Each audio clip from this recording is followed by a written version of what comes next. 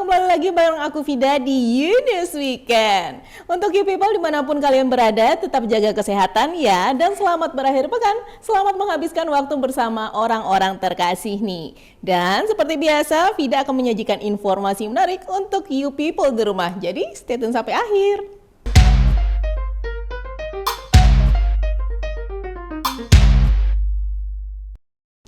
Ya you people, PSSI kini tengah memfokuskan usaha untuk mendatangkan penyerang keturunan guna memperkuat timnas Indonesia nih. Dan beberapa nama pemain penyerang yang dipertimbangkan untuk bergabung ke timnas Indonesia mulai terkuak. Di antaranya ada Emiliano Jonathans, Mauro Zistra, dan Ole Romeni. Dan seperti apa informasi? Berikut liputannya.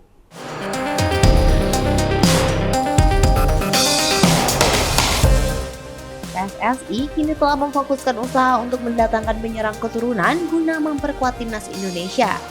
Sekretaris Jenderal PSSI Yunus Nusi mengatakan bahwa proses perekrutan masih berjalan, meskipun masih kesulitan dalam mencari striker yang memiliki darah Indonesia. Hingga kini pihaknya belum bisa mengungkapkan nama-nama pemain tersebut, sebab beberapa kendala yang dihadapi dalam proses naturalisasi.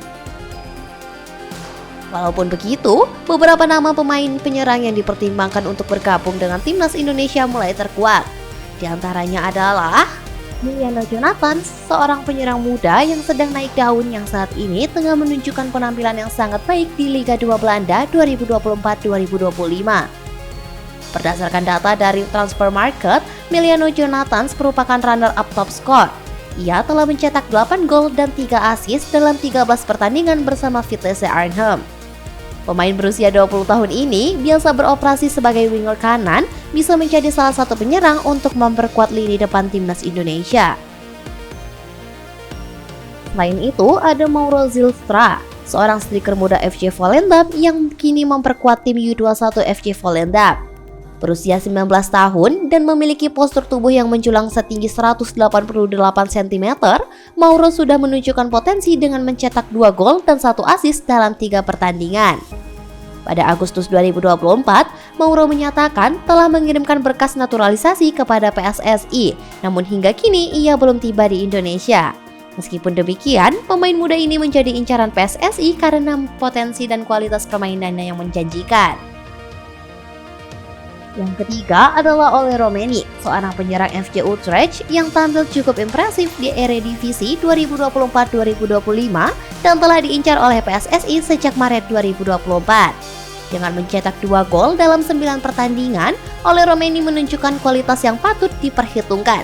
Meskipun sudah dibujuk oleh rekannya, Ragnar Oratmangon, untuk bergabung dengan timnas Indonesia, hingga saat ini Ole belum memberikan keputusan. Pencarian penyerang keturunan ini menunjukkan ambisi PSSI untuk memperkuat kualitas timnas Indonesia, terutama di lini depan. Seiring berjalannya waktu, PSSI akan terus memantau dan mengupayakan proses naturalisasi agar segera mendapatkan pemain yang dapat memberikan kontribusi besar bagi timnas Indonesia. Tim UTV mengabarkan. Masih berhubungan dengan sepak bola nih you people, PSSI melakukan perkembangan di lingkup juru pengadil atau wasit yang berkualitas agar bisa memimpin di Piala Dunia 2030 nih. Dan baru-baru ini PSSI membuat program C1 Referee Refreshment Course yang bertujuan untuk mencetak para pengadil lapangan yang memiliki sertifikasi internasional. PSSI juga mencanangkan program pembentukan calon-calon wasit tersebut dari level C3 yang merupakan kategori paling rendah, lalu naik ke C2 untuk tugas di tingkat provinsi hingga C1. Seperti apa informasinya? Berikut liputannya.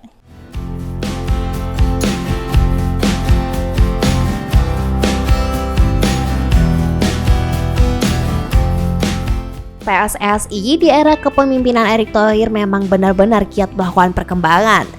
Tak hanya di lingkup pemain, namun juga di lingkup juru pengadil di lapangan atau wasit. Wakil Ketua Umum PSSI, Ratu Tisa mengungkapkan ambisi besar organisasinya untuk mencetak wasit Indonesia yang berkualitas agar bisa memimpin pertandingan di Piala Dunia pada 2030. Baru-baru ini, PSSI membuat program C1 Referee Refreshment Course yang berlangsung di Kinasih, Bogor, Jawa Barat pada Minggu 3 November 2024 lalu. Program ini merupakan rangkaian pelatihan yang dimaksudkan untuk memberi pemahaman seputar law of the game, VAR, praktik lapangan, insiden offside, hingga manajemen permainan. Program ini bertujuan untuk mencetak para pengadil-pengadil lapangan di dunia sepak bola yang tak hanya memiliki sertifikasi nasional, namun juga sertifikasi internasional. PSSI juga mencanangkan program pembentukan calon-calon wasit tersebut dari level C3 yang merupakan kategori paling rendah, lalu naik ke C2 untuk tugas di tingkat provinsi hingga C1. Federasi Sepak Bola Indonesia juga telah memulai rekrutmen wasit C3 dengan target usia di bawah 22 tahun. Hal ini dilakukan lantaran menimbang karir wasit pada umumnya mencapai puncak ketika menginjak usia 40 hingga 42 tahun. Tim UTV mengabarkan. Nah, you people, fenomena ngamen online kini merambat ke kota Yogyakarta nih you people, di mana para pengamen melakukan live streaming di kawasan titik 0 km kota Yogyakarta. Namun, kehadiran para pengamen online ini memicu berbagai reaksi dari masyarakat. Ada yang mendukung kreativitas pengamen itu dan ada pula yang menyayangkan karena mereka dianggap mengganggu ketertiban umum. Nah, seperti apa para pengamen melakukan live streaming? Berikut liputannya.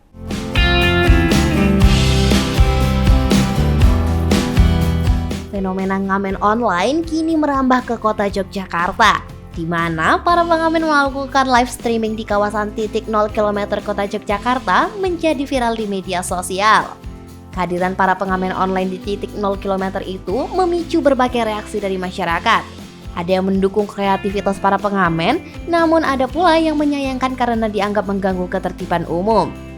Terkait hal itu, salah satu wisatawan asal Kebumen berpendapat bahwa fenomena ini merupakan hal baru dalam memanfaatkan teknologi digital, namun tidak diimbangi dengan kemajuan aturan yang signifikan. Karena di titik 0 itu merupakan area steril, tidak diperkenankan ada kegiatan kecuali jika ada pemberitahuan resmi untuk pertunjukan seni di tempat yang telah ditentukan. Menanggapi permasalahan ini, Satuan Polisi Pamong Praja Kota Yogyakarta akan mengambil tindakan tegas. Pasukan penegak perda ini melakukan razia di kawasan titik 0 km dan sejumlah lokasi lainnya di pusat kota dengan tujuan menertibkan para pengamen online tersebut. Tim UTV mengabarkan. Nah, you people, kita beralih ke informasi dari Arab Saudi nih you people. Fenomena langka terjadi di Al-Jauf, Arab Saudi yang membuat sebagian wilayah Arab diguyur hujan salju you people. Momen langka ini membuat padang gersang diselimuti salju untuk pertama kalinya dalam sejarah. Namun, fenomena ini bukan tanpa resiko. Pusat Meteorologi Nasional Saudi mengeluarkan peringatan cuaca yang menyebutkan bahwa wilayah Al-Jauf masih berpotensi menghadapi badai petir hujan es dan angin kencang dalam beberapa hari mendatang. Seperti apa informasinya? Berikut liputannya.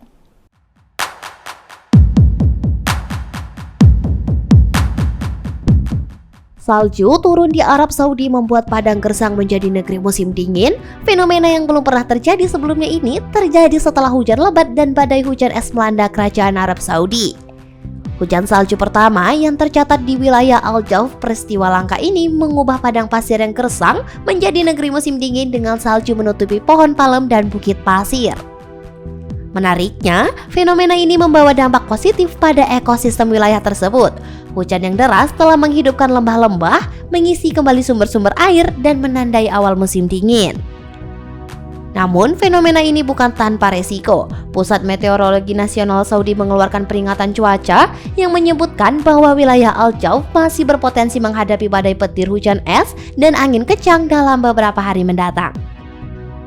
Badai salju bersejarah ini bukan sekedar debu biasa. Badai ini terjadi setelah hujan lebat dan hujan es yang melanda seluruh wilayah kerajaan Arab Saudi. Benteng alam gurun yang dulunya kering kini tampak lebih seperti pegunungan Alpen Swiss. Meski badai salju membawa keindahan alam yang luar biasa, namun badai petir hujan es dan angin kencang yang menyertainya tetap berpotensi menimbulkan gangguan, terutama bagi kehidupan masyarakat sekitar. Tim UTV mengabarkan. Nah, you people, informasi tadi menutup perjumpaan kita di Yunus Weekend edisi kali ini. Dan tetap saksikan Yunus Weekend edisi selanjutnya di YouTube Official UTV dan halaman website Ulasan TV. Tetap jaga kesehatan dimanapun you people berada. Selamat berakhir pekan, salam sehat, sampai jumpa. Bye!